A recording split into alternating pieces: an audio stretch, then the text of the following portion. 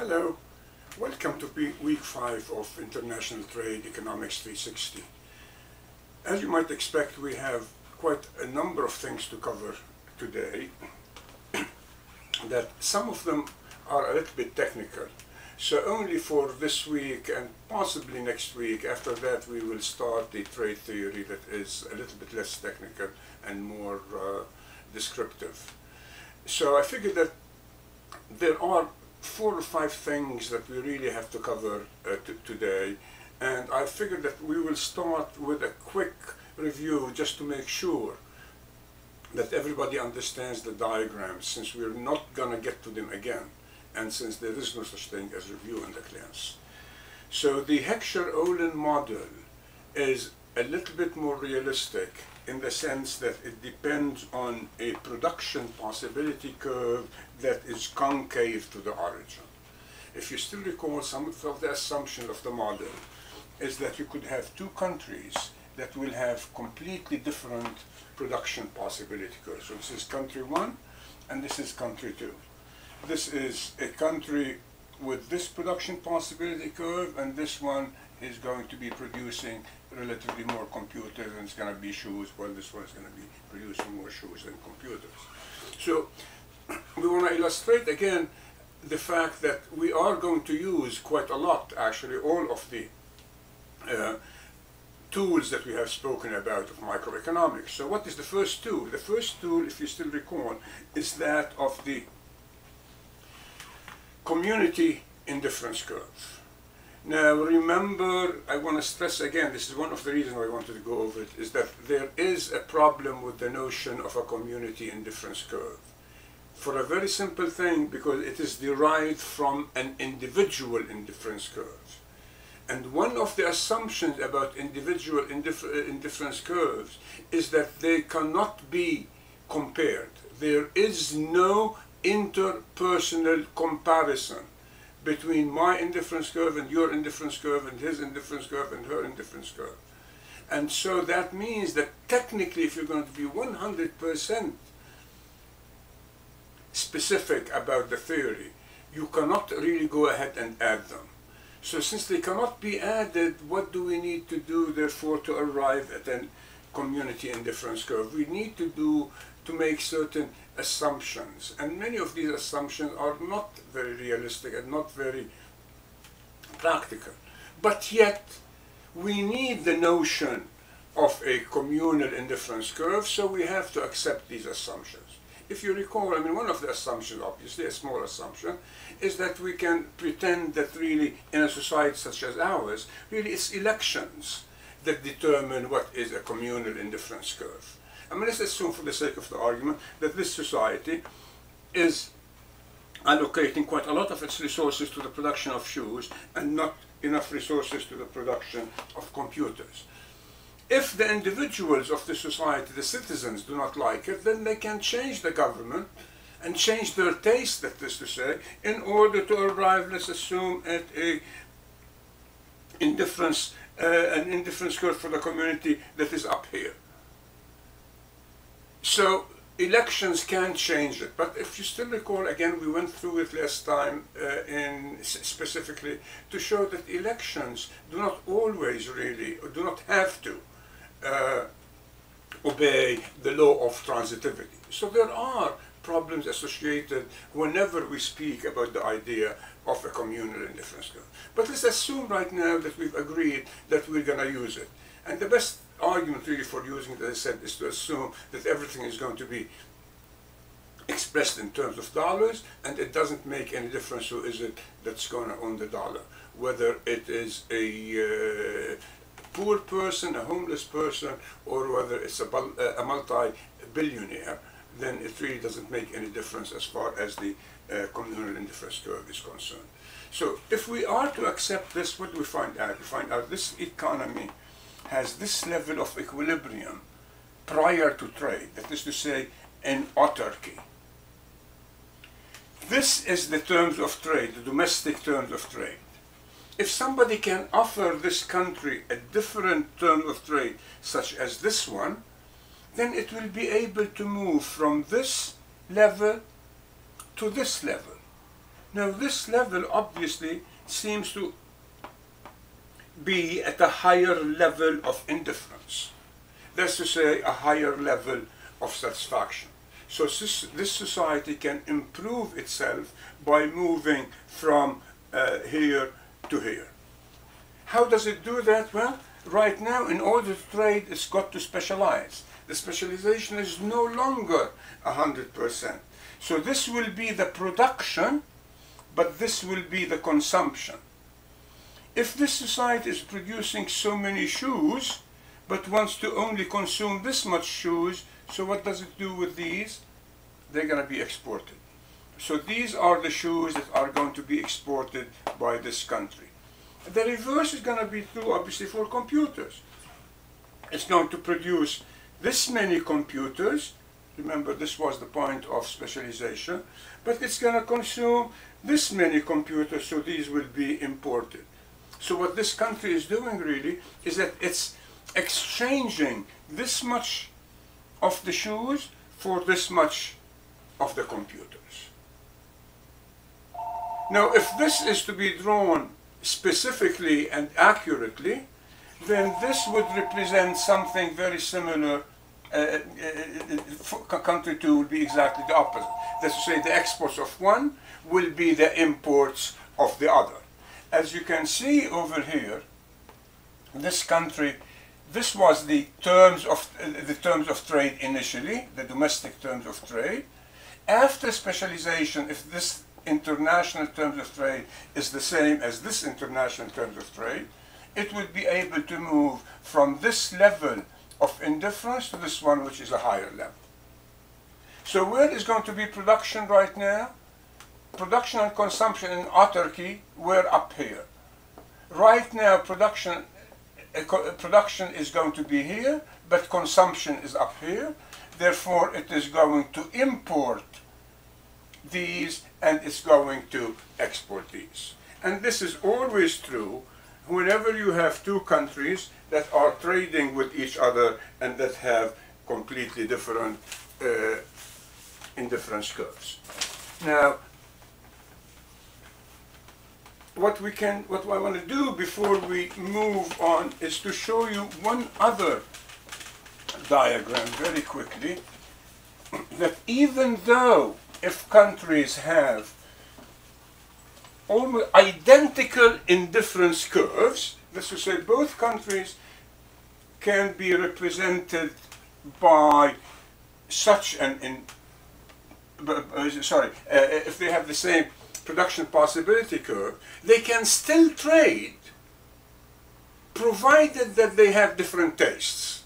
So if this country, for example, is going to have this level of tastes, and this country is going to have this level of tastes, then what do we have over here? We have this domestic terms of trade, this is this domestic terms of trade, so they can agree on an international terms of trade that is somewhere in between. Let's say, for the sake of the argument, it's going to be something such as this.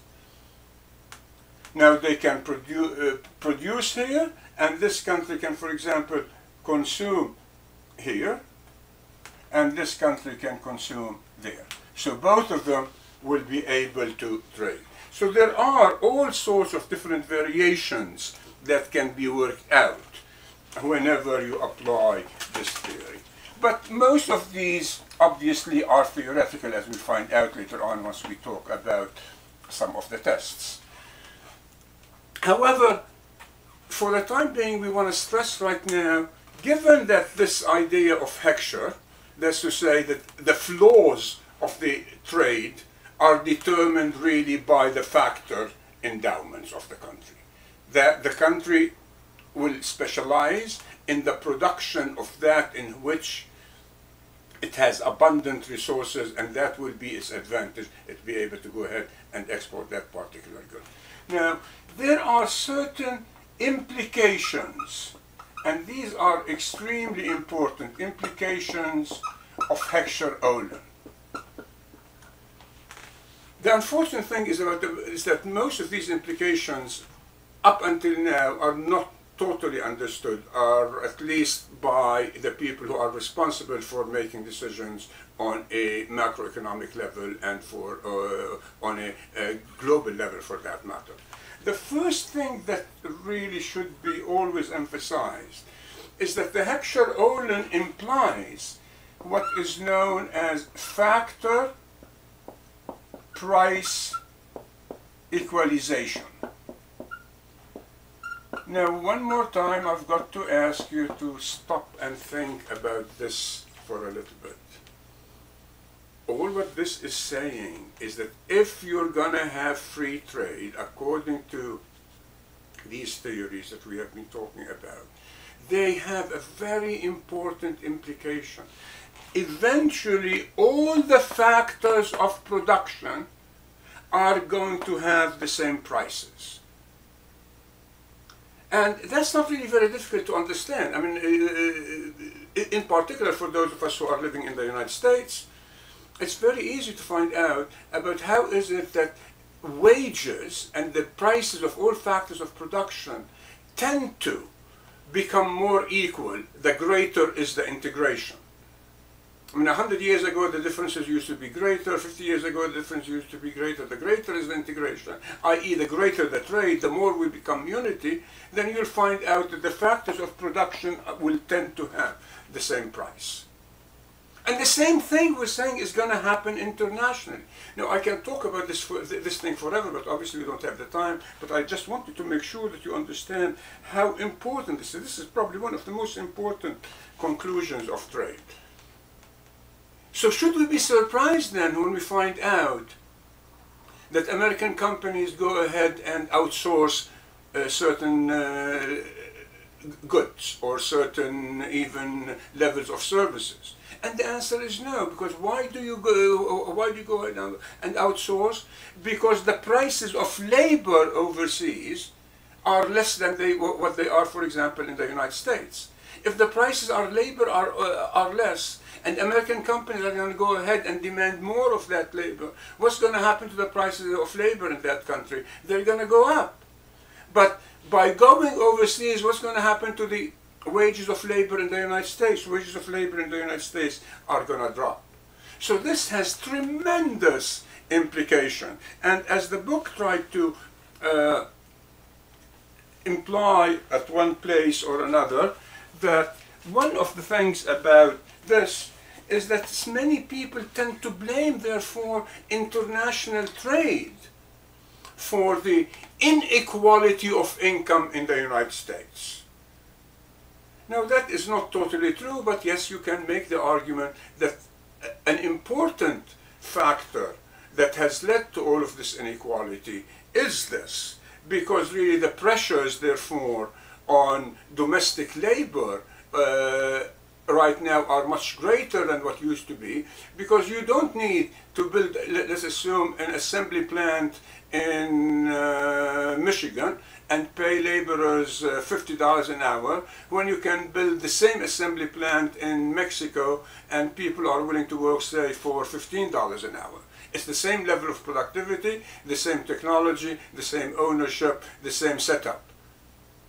So what's going to happen, therefore, is that the wages in Michigan are going to be under pressure to become, to lose part of their purchasing power, which they have, while wages in such places as Mexico are going to increase because of that additional demand. And speaking about cause, as probably many of you know, there's been a couple of stories in the New York Times in the past couple of months, is that there are right now huge plans by some Japanese companies to build very, very large car assembly plants in Mexico. So Mexico could become one of the largest producers of cars in North America over the next 3 or 4 or 5 years. And this is the implication of this. I mean, when we speak about development, we want the other countries to develop, but once they start developing, many of us start really objecting. Why? Because we find out that we have to pay the price. That's to say, if we're going to have price equalization, what are you really saying? You're saying that the others are going to catch up. But how can they catch up if you're going to keep moving forward? The only way that they can catch up is for you to stay stagnant or even to lose, or obviously under the best of circumstances to move forward, but at a much slower rate than the rate at which they are moving forward. And that's why you find out very many people complain that the real wages of very many sectors in the United States have not improved and actually have declined over the past 25 or 30 years. And very often what do? We go ahead and we blame international trade. Now, the second implication, which is a little bit tied to this, is what is known as the Stolper Samuelson. Now, again, I don't want to overcomplicate this, but the Stolper Samuelson is extremely important. It is tied to this in what sense? In the sense that Samuelson has written 4 or 5 or 6 articles during the latter part of his life, trying to impress on American politicians the fact that there is no such thing as a free lunch from trade. Trade always have winners, somebody will gain, and you will have losers. It's never a gain for everyone. That's to say, when we go ahead and have trade with another country, it is inevitable. Trade will always cause a particular group of people, a sector in society, to gain, but it will cause another sector in society to lose. Once we start speaking about the trade policy, then we're going to find out, as probably all of you know, that therefore, so why do we favor trade? We favor trade because we think that the gainers gain more than what the losers are going to lose. Therefore, we still think that international trade is good because society as a whole becomes better off. But what is the point of Samuelson then? Is that it's not enough to go ahead and get into international trade agreements. You've got to be aware of the fact that every single one is going to bring about some losers, and therefore it is the duty of that particular society to go ahead and accept and adopt certain policies that will help the losers. The best example that comes to mind right now, and we might get a chance later on also to talk about it, will be NAFTA. I mean, I don't want to get into the details right now. It is a very controversial issue, by the way, on how effective it has been and how productive. But let's assume, for the sake of the argument, that NAFTA has benefited the United States and has benefited Mexico and has benefited Canada. But let's limit ourselves to the United States right now, since we're talking about the US. So what would Stolper Samuelson say? Stolper Samuelson is saying, for example, in the case of NAFTA in the United States, that yes, the United States benefited from NAFTA, but there's a particular group of people that did not. Specifically, all the Teamsters. Because most of the Teamsters were what? The truck drivers. What happened to the truck drivers? As a result of NAFTA, we have phased in over a period of time, definitely it didn't happen overnight, but we've allowed the Mexican truck drivers to drive into the United States to make deliveries and to pick up goods from the United States and take them back to Mexico. Now, how does that affect the Teamsters? Well, let's assume again one more time these figures aren't accurate, but let's say for the sake of the argument that a Teamster truck driver makes $50 an hour, while the counterpart in Mexico makes only $5 an hour. And that every particular trip is going to be, let's assume, a 50-hour drive or maybe even a 100-hour drive. So which one should the owner of these goods that are going to be delivered use? Should you use the American and pay $50 an hour, or would you use the Mexican and pay only $5 an hour? So as you can see, the pressure mounted quite a lot on the Teamsters and on the American drivers.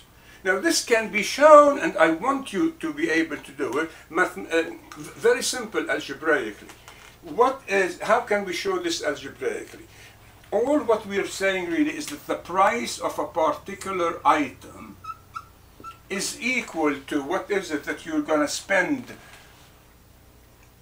on labor and what is it that you're going to spend either on land or on capital. So in this case, I'm going to say that you have what you're going to spend on land. Sorry, not plus, but it's going to be a multiple. So it's going to be AR plus BW. That's to say the amount of labor and the amount of land. And the price of the other good, let's assume that it is cloth, is going to be ABCR plus DW. Now there's no trade, so there's no problem. Let's assume that this is the good that's being exported. What's going to happen always to the price of the good that's being exported? And I want to think about it, and I hope that every single one of you has arrived at the correct answer. Whenever we export a good, the price goes up. Why? Because the quantity available is going to become smaller. I mean, in this case, the W, to use the same example that probably was used in the original article by Samuelson, the wheat. So we have a very large quantity of wheat, and we have lots of supply. We don't know what to do with them. That's why we started really selling them. And we go ahead and we start selling them to the rest of the world. As we sell more wheat, if there is a shortage in the rest of the countries, then the price of wheat is going to go up. What will be the first thing that will happen in the United States? Is that the R is going to go up. Because the A, B, C, D, by the way, these are the coefficients. The coefficients do not change. These are constant. Right? And this is, by the way, what happens all the time. Because whenever there is an agricultural boom, let's say when the prices of commodities go up, very often some of the people, not only very often, all the time, the group of people that really benefits the most are what? Are the farmers. And especially, by the way, those who are going to go ahead and own land. Because if you own land, you see very many of the farms are really rented the land. So you start rent land at a higher price. So the rent goes up. So if this is going to go up by, say, 10%, right? Then this is going to go up. Now let's assume that nothing else has happened. So the price of this is still constant. Now if the price of this is constant, cloth, this has gone up. Because it has gone up here, right? So what must happen to this? This must go down. So notice, therefore, whenever you have trade, so you open trade only in wheat. Once you open trade in wheat, you find out, yes, the owners of land are going to benefit, while labor in general is going to lose in this particular case. And so it will be incumbent on government to go ahead and pass certain rules and regulations to try and reverse this, or at least to make it palatable for society. I mean, in the case of the truck drivers, we could go ahead, I mean, that is the argument that Samuelson was always talking about, the need to go ahead and have retraining and re-education programs. Because trade is going to hurt certain groups of people, and society, therefore, must go ahead and adopt policies that will go ahead, that will help many of these particular people that were hurt. The third implication that I would like to address very quickly is what is known in general as the Dutch disease. This really has become the common name, the Dutch disease. The Dutch disease is initially a theory by a gentleman whose name is Rubizynski. So the Rubizynski theorem is the one that refers to the fact that international trade could bring about growth in the economy at large. Growth in economy. But that growth will not be shared, will not be shared by everyone in the economy. So that growth will be restricted to one sector, but growth is in one sector and others decline. A common name that some of you might have heard of is that we call this, at least in the United States, the popular term for it was deindustrialization. The economy has grown, but the industrial sector for a while shrank. As the industrial sector shrank, what happened to very many of the states that are referred to as being the Rust Belt? These are the industrial states that all of a sudden lost lots of labor and lots of productivity and lots of their factories, and the people moved down south. So the people moved to certain other states and other occupations whereby there were more services. So the services industry and the economy was growing, but the industrial sector was really in a recession or maybe even in a depression. So growth can be in such a way whereby it will create growth in the economy at large, but certain sectors will not be enjoying that prosperity. One excellent example right now will be the tar sands in Canada. One can make the argument, and actually many have, that the tar sands in Canada are in a great big boom. There isn't enough capital, there isn't enough labor, and they are trying to attract money and labor from all across Canada. So what happened is that the state where you have the tar sand, Alberta, is really doing very good. Actually, it's one of the most prosperous states in the whole of North America. But what is happening to certain other parts of Canada? Whether it's Montreal or not, you'll find out that many of them have not participated. Actually, many of them are in a recession. So you have one sector that's going to grow at the expense of other sectors. In the US, I haven't seen studies to point that it has happened yet, but I suspect that this growth in the fracking industry might eventually lead to something similar to that. That's to say, the growth in certain parts of the country whereby we have all that shale oil and shale natural gas, that phenomenal rate of growth that could even lead potentially to an energy independence in the United States in the next 6 or 7 years. The US has become, one more time, the second largest, or some people believe that it has even surpassed last quarter the production of Saudi Arabia. But all of that capital has got to come from somewhere, and so what you're saying is that certain sectors will grow at the expense of other sectors. And what brings all of this about? International trade. Let me give you just one quick illustration of this Dutch disease, Rubizinski. Let's assume that you have a country as such, and let's say, for the sake of the argument, you are right now over here.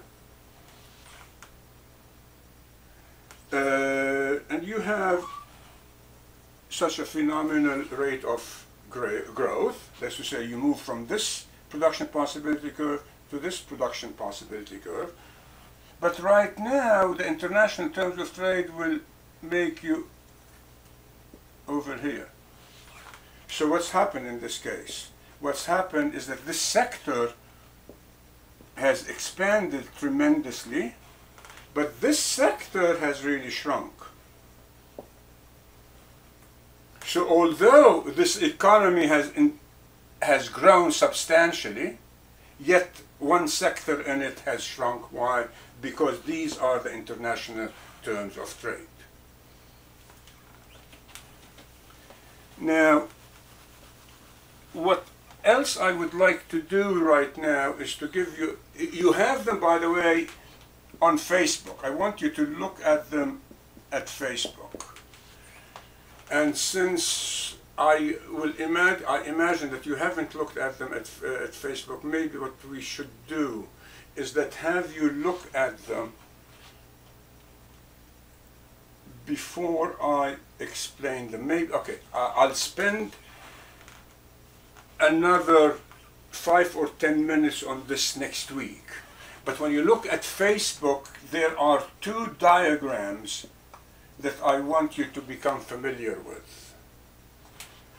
One of them is for the Dutch disease,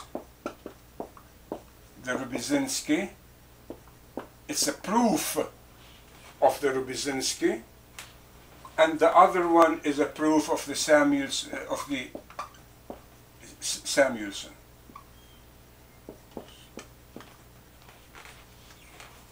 So these diagrams, by the way, they take advantage of the two things that we have spoken about. Let me give you right now just a rough, because the diagrams do not explain anything in the book, so that when you look at them, you'll find out what they are, and we'll explain them. As I said, we'll spend some more time explaining them.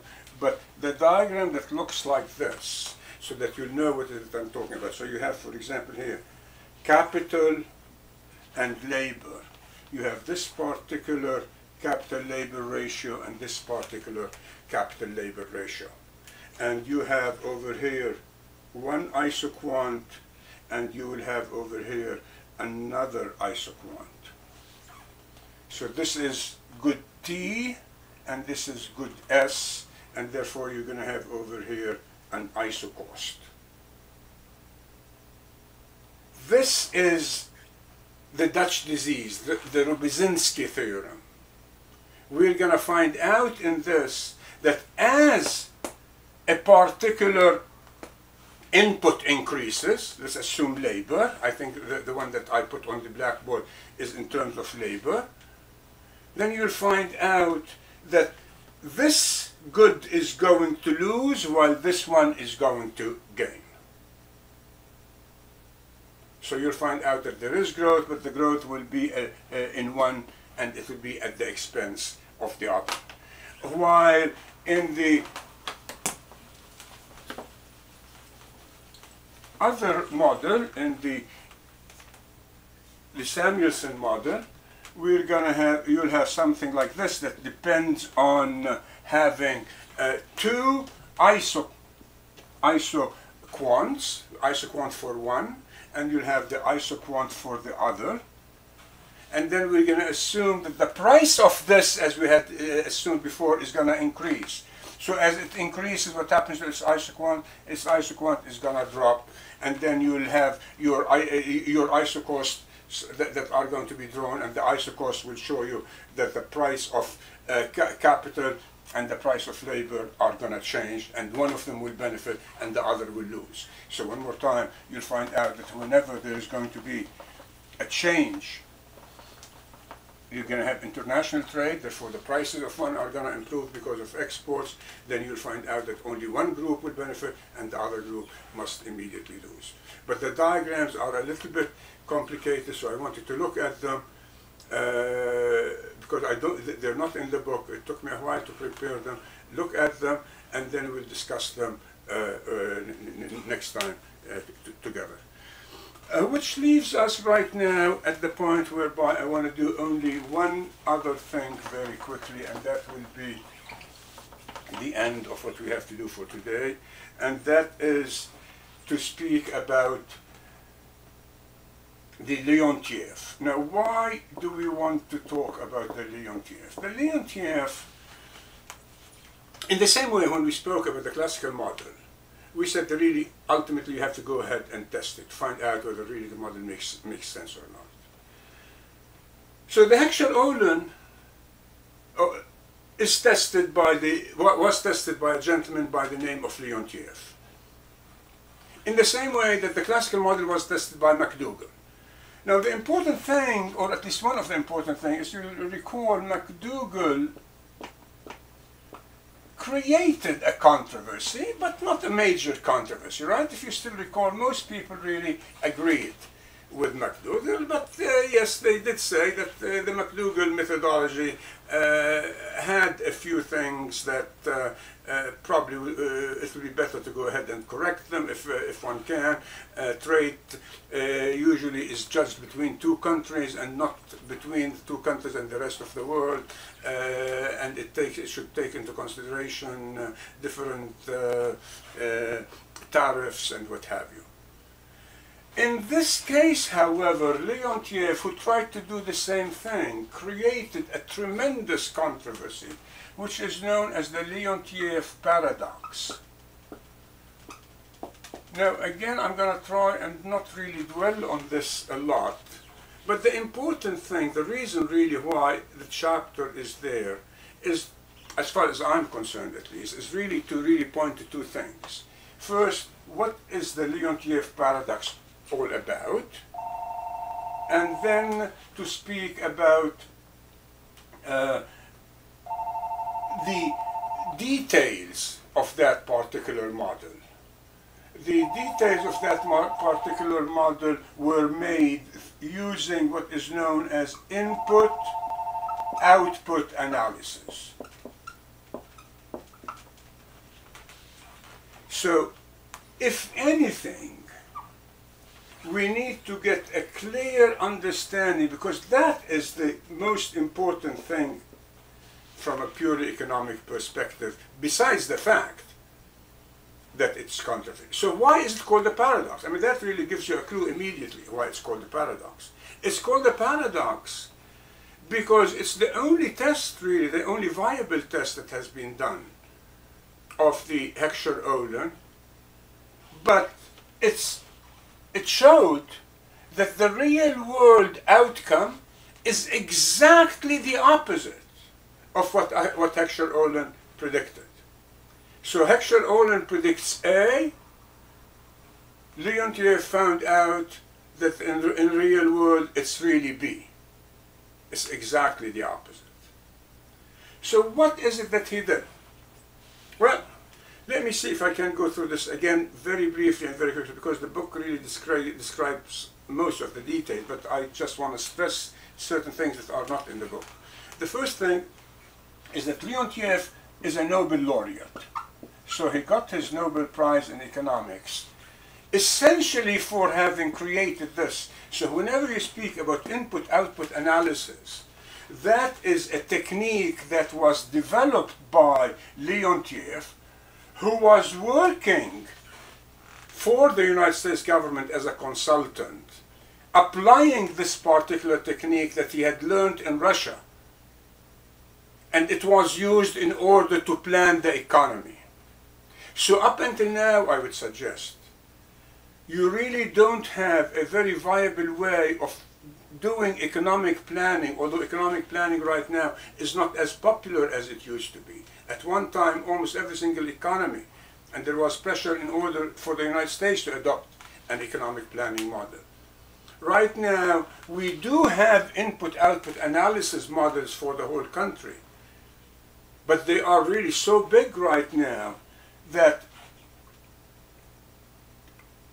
they are around at least 2.5 million cells. That's to say, this is really nothing else but a spreadsheet. That's it. It's a very large spreadsheet. Let's assume of 1,200 companies by 12, or 1,200 sectors by 1,200 sectors. So 1,200 by 1,200 is something like 1.5 million. So it's probably, some of them, as I said, I've heard of a model of 2.5 million cells. So that will be maybe even more than 1.5 by 1.5. Now what does that mean? What this means is that you create a model for the economy whereby you'll be able to see all the interaction, you'll be able to have all the outputs and all the inputs. So you will have, let's assume, agriculture, I know, steel, power generation, and so forth. And you will have over here also agriculture, steel, power generation, transportation, and what have you. And you'll have an entry in each of these cells. What does this show? This shows the interdependence. So if the agricultural sector is going to produce, I don't say for the sake of the argument, $50 billion, where do they go? They go into all of these sectors. What are the inputs required to produce that? You read the inputs down here. Now, why is this important? That's important because if you change, somebody wants to make a plan, let's assume to say, well, the United States should double its agricultural output to 100. If you're going to double this, what do we assume? We assume constant returns to scale. So what does this mean? You're going to double each of these. Once you double each of these, you've thrown out of whack all of the balances for each of these rows. So you have, let's assume, 1,000 rows or 1,200 rows, and you have 1,200 columns. And you want to make sure that every single one of them is in balance. So if you find out, for example, that you need to double the steel over here, let's say from 50 to 100. What if the steel output for this particular country, we don't have the resources in order to produce the additional 50? So it would be silly to say that you're going to double your agricultural production, which will require more steel, but you don't have the capacity to produce more steel. So it is the best way of understanding the dynamics within an economy to find out what is it that needs to be done in order to achieve one's goal. So what is it that Leontief did? Leontief used this for the first time as an application to study the idea of trade and to find out whether Heckscher-Ohlin makes sense or not. What he did is that he said, let's ask ourselves the very simple question. And if you understand this, this is really all what there is to it. If we go ahead and we decrease our imports and we decrease our exports, each by 1 million,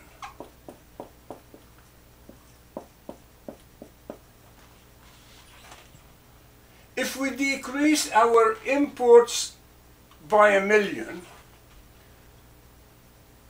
we still have to satisfy the demand for these. So we'll find out what is it that will be required in order to produce these. If you want the exact figures, let me just check so that I wouldn't give you the wrong figure. I believe he found out that this will be 3.1 million. We will need an additional $3.1 million. And we will need an additional 170 labor years. So this is labor. However, why would we need these, by the way? In order to replace what we're importing. If, on the other hand, we're going to decrease our, decrease our exports by this much, that will release in the United States, to give you the exact figure,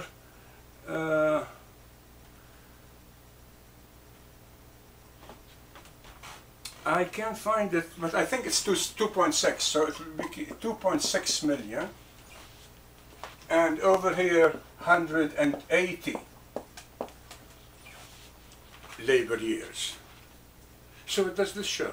This shows exactly the opposite, so this is the opposite outcome of Heckscher-Ohlin. Why? Because remember, this was done, this test, using 1947 data for the United States, and it was published in 1951. Although things have changed, obviously, since then, but for all practical purposes, the United States, up until now, as we found out, if you still recall from last time, is still probably one of the most capital-intensive countries in the world, although very many smaller European countries have really surpassed us, such as Switzerland. Switzerland has the highest capital-labor ratio in the world. But yet the United States, definitely right after World War II, was the only country in the world that was left standing. And so the United States, in essence, that's why we started the Marshall Plan, in order to rebuild Europe and what have you, because we felt that we've got to. We are the only people who can help the rest of the world recover from the war. So the United States was looked upon as being the most capital-intensive country. If we are the most capital-intensive country, what would we expect it to do, according to Hector Olam?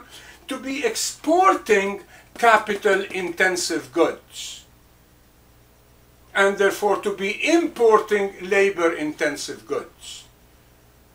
But according to this very simple study by Leontief, which is totally theoretical, by the way, that's to say, he had to make certain assumptions. He collected data, it was a real data. He decreased proportionately the exports and the imports, and he found out with this. And therefore, what did he find out? He found out that the United States exports labor-intensive goods, and we import capital-intensive goods. Exactly the opposite of what the theory would have said.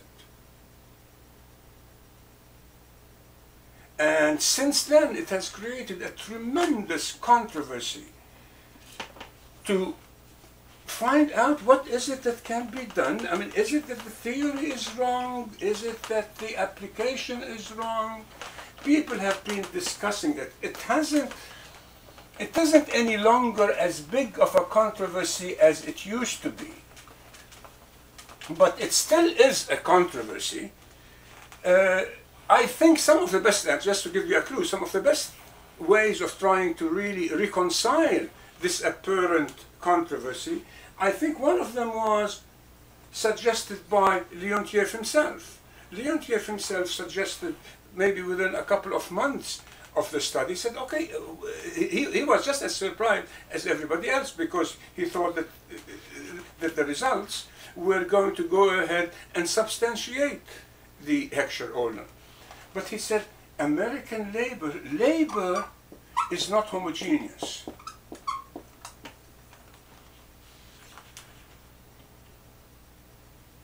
American labor might be more productive than the labor overseas. Whether it's the American farmer or whether it's the American worker at any of the assembly plants, or whatever it is. And so he found out, he said that therefore what we need to do is to take into consideration that there are different productivities between one country and the other, and that would correct it. And he made an attempt, and if you're going to go by the results of what he did, it did correct. So you do wind up with a correct answer to the terms of trade. That's to say, it will substantiate the Hector Olam. Another person found out that this model that depends only on capital and labor, the capital-labor ratio, does not look at the natural resources.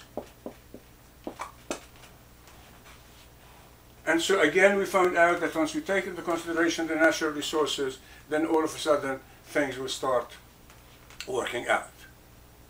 A third attempt was to look at the trade policy.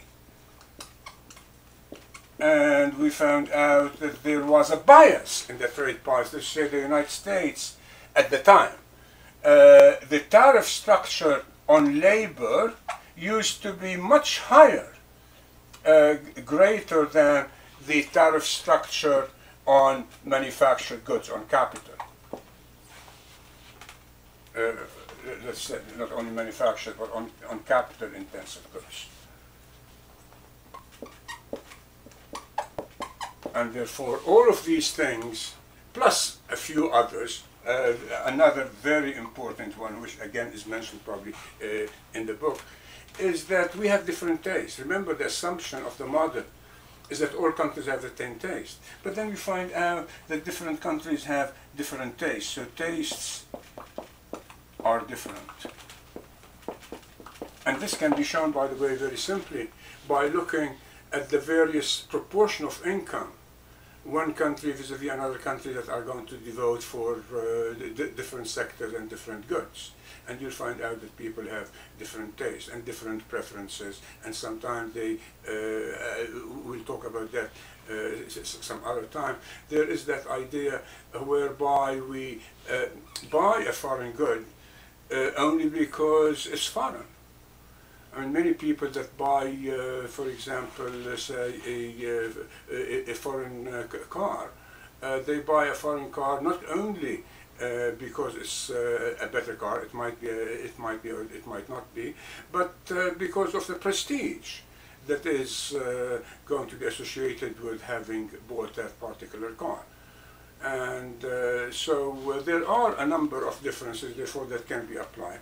Overall, if you want my personal opinion, I think that the first two are probably the single most important. That's to say, labor is not as productive. Because we assume, by the way, besides the productivity, there's another assumption that is implicit in the use of the input-output analysis. We assume that the manufacturing process overseas, manufacturing is the same all over the world. The manufacturing process is similar. It doesn't have to be. One country could produce a particular item in a completely different way, in a completely different technology. And so, yes, there are shortcomings in the model in the sense that the world does not subscribe 100% to all of these conditions about having the same taste, about having the same productivity, and about having the same process of production. If we take into consideration these differences, then we find out that the Heckscher-Ohlin works. And very many of the most recent tests, we have right now much better data than what we used to 60 years ago. And the tests right now seem to indicate that Heckscher-Ohlin in many of the cases, if not most of the cases, really is not violated. So the important thing about this is to note that single most important theory or application was that of Leontief, and Leontief is the input-output analysis, and it showed that the results were exactly the opposite of what the model said. And so we were faced, I mean, don't dismiss that, we were faced with a problem. We will either have to discard the model totally, or we'll have to be able to justify it. And without getting into this, but those of you who have dealt with the issue of paradigmatics in certain other courses, you'll find out this is probably the single most important issue in the development of a paradigm shift. Because as you are articulating a particular vision, and you start running into anomalies, your initial reaction is not to take the anomalies very seriously, to try and say, no, the model is right, however, the anomalies right now can be explained. But when you can't explain the anomalies, then you'll be forced to go ahead and discard the theory. So up until now in economics, at least in international trade, we have moved quite a long distance in the direction of saying there's nothing wrong with the theory, it's only that our applications, our test, our methodology was not sophisticated enough in order to account for these assumptions of the model that are not met in the real world, such as the similarity of taste and similarity of technology. So once we can account for these things, you find out that yes, the rest of the model works. Because the rest of the model essentially, I go back to, at least I'm a very firm believer in this, is that we go back really to Ricardo. Because Orwell is saying, therefore, is that you have a comparative advantage over another country. But in this case, my point, and I said it before, and we'll talk about it again next time, is that maybe one of the most important developments is that right now we really look at knowledge science, human capital, as being a factor of production. So right now it isn't only natural resources, but one of the most important natural resources of a country is the quality of its labor. So that becomes hugely, hugely important. And the number of patents, the productivity of the scientific community. So the United States up until now still has an advantage over many other countries of the world because of the patents, although we're starting to lose ground in that also. But as long as we maintain that particular edge in the scientific development, in the technological development, that really translates itself into an advantage in trade. And that, I think, is one of the modifications that one would have to apply when you're talking about the Heckscher-Ullmann. So next time, I will take the time to talk a little bit more about these two graphical proofs for the Stolper Samuelson and for the Rogozinski. Okay? And definitely whatever is assigned for next week, I don't have the syllabus with me right now. Okay, so with that, bye-bye.